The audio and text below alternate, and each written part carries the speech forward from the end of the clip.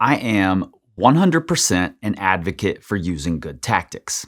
Always. In fact, I'd say most people don't use good tactics often enough. And I'd go as far as to say that most of you could send more things if you just use some basic tactics. However, it's entirely possible to learn the power of a good tactical approach and then overdo it, applying it to every situation and actually slowing down your sins. What you should have done, instead of employing more tactics, is try really effing hard, and then you might have gotten the project done weeks earlier. Is that you? Are you the person who always says that it felt hard until you did it, and then it just felt easy?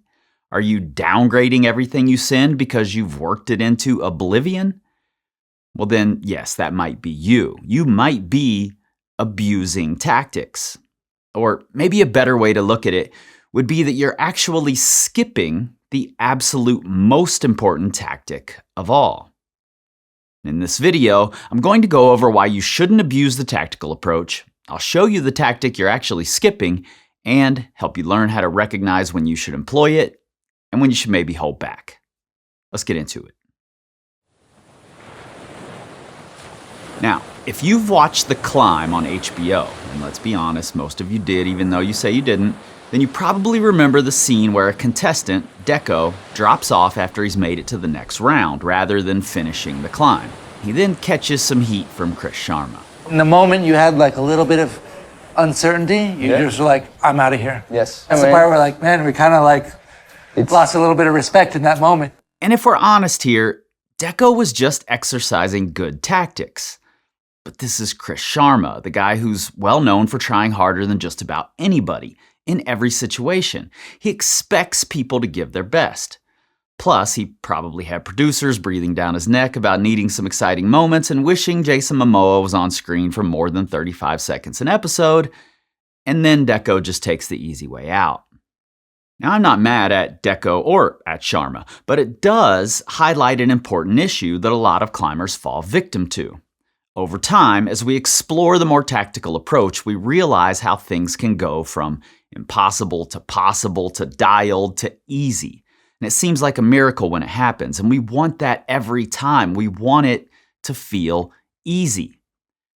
But there's this strange incongruity in sport. We celebrate the athletes who clearly are trying really hard. But even more so, we celebrate it when an athlete makes a difficult thing look easy. We love it when someone walks something. And the best way to absolutely walk a hard rock climb is to work it to death. Wait until this end is imminent to really go for it. Tactics. But is that really a good thing? Sometimes, sure. But saving your top-level effort for only sending means that either you're rarely giving it your all or you aren't climbing things that are actually very hard for you. There's a good balance somewhere in the middle between an all-out, scrappy effort and a worked-into submission send. If you can find it, you'll send more things faster and you'll get better at climbing, not just better at applying tactics. But how do we find that balance? Age-old question, right?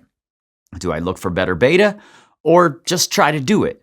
More links or start making red point attempts? Do I try hard now and potentially waste energy, or do I keep working it in hopes of finding an easier method?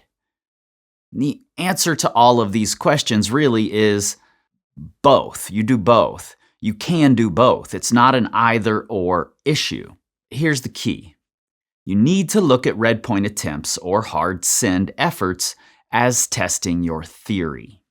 You think that maybe you should go ahead and try it from the ground? Well, test your theory. Give it a good, honest effort. And if you don't send, it's likely that something will be illuminated.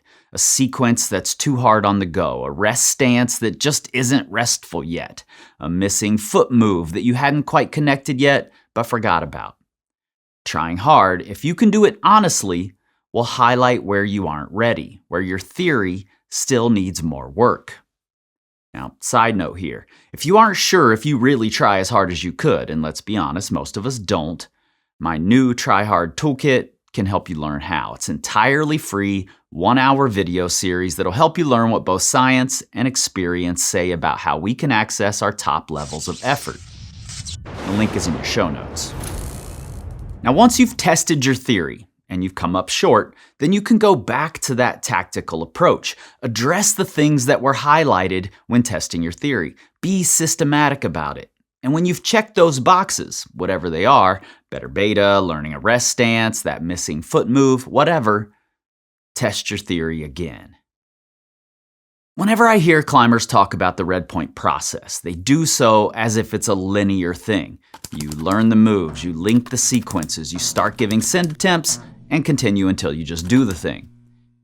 And that's a nice idea, but it doesn't always work that way, particularly if you're climbing on something that's near your upper limits. In those scenarios, you might have to give send attempts and then rewind to an earlier point in the process, even all the way to learning how to do moves a different way. And you might do that multiple times throughout the entire process. So, if you plan for that, by knowing that you're going to develop a theory and then test it, then fix those issues and test again, you'll already have a head start into how the process actually works. And this can help you in two different ways. First, if you're the type who rushes into the send attempts and then spends the next 30 tries falling off of the same move, you'll already have the framework in place to help you reverse back to an earlier step, work the thing out, and you'll likely send faster. Or, let's say you're the type of climber who's done the moves and the links and want to do bigger links and every possible overlapping link and then try alternate beta and a slight knee shift at the rest stance so you can get 1% more back, all before you start from the ground with intention to send. Instead of doing that, if you plan to regularly test your theories, once a session or once every 2 or 3 sessions, you might find that you send much sooner than you thought you could. Now, keep in mind that we're all trying to find out how good we can be at climbing. For most of us, that's the ultimate goal. And if you only come at it from one angle, when there's an entirely other tool that you could be using, will you ever really know the answer? Probably not. Look, there's no harm in being a tactical master. In fact, it's a great thing. But it's even better if you also know how to try really hard.